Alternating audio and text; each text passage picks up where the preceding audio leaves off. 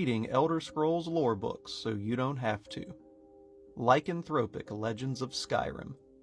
Please sit back and enjoy this Elder Scrolls lore audiobook series.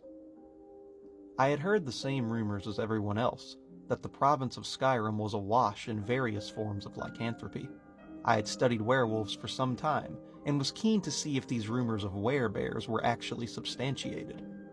I elected to pursue these studies in the warmer summer months, in deference to my fragile constitution.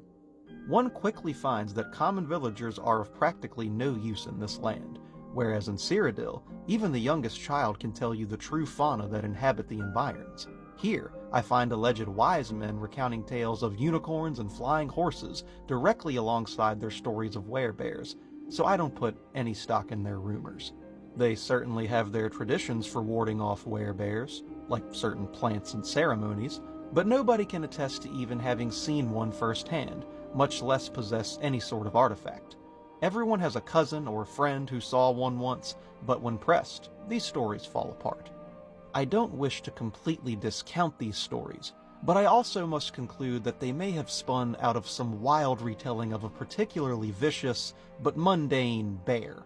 Legends can take a life of their own, particularly when there are grains of truth, as here we have the very real threat of werewolves. I worry that by spreading stories of a potentially false, or at least rare beast, people may begin to discount the threat that real beasts pose. But if Skyrim's people choose to lead a backwards life, shrieking at shadows and clouds, I will not stop them. The werewolves of this land are a curious sort, at least the legends of them. Given the Nord flair for bravado, I had expected to see werewolf pelts lining walls in the cities, werewolf heads on pikes, that sort of gaudy show. Instead, few people in civilized society ever mentioned them, and my questions were usually met with nervous stares. Thinking that perhaps the common folk were simply more cowardly than I had been led to believe by my Nordic acquaintances in Cyrodiil, I sought out those known for actual bravery. The supposedly fearless warrior band of Whiterun, the Companions, lost all color when I broached the subject, and asked me to leave.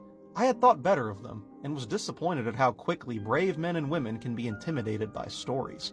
Pressing into the wilderness, away from any sort of settlement, I would often find hunters willing to recount stories of their kills. It was finally through one of them, a certain Karsten Hammerback, that I heard my first, and unfortunately only, verifiable stories of werewolves in the province, accompanied by pelts and claws to prove the killing. Just as I was thrilling to finding some actual evidence of the local beasts, he got a wild, conspiratorial look in his eyes, and began spinning tales of some band of werewolf hunters and their exploits in hunting down the creatures. I left him to mop his drool and continued my journeys. In the end, I regret that my trip to Skyrim did not prove more productive. If it is indeed true that their breeds of lycanthropes are distinct from and more powerful than our local ones, they could prove to be powerful allies in our conflict against the influx of werevultures in Valenwood.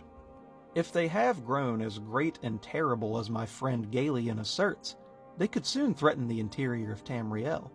When the next summer crests, I plan to travel there for a better accounting of the winged Cretans, so that I may make a more fitting report to the council. Thank you so much for listening. If you enjoyed this video, please like it and consider following my page where we discuss any and everything Elder Scrolls related. And if you have a request for another lore book you'd like me to read, please comment it down below.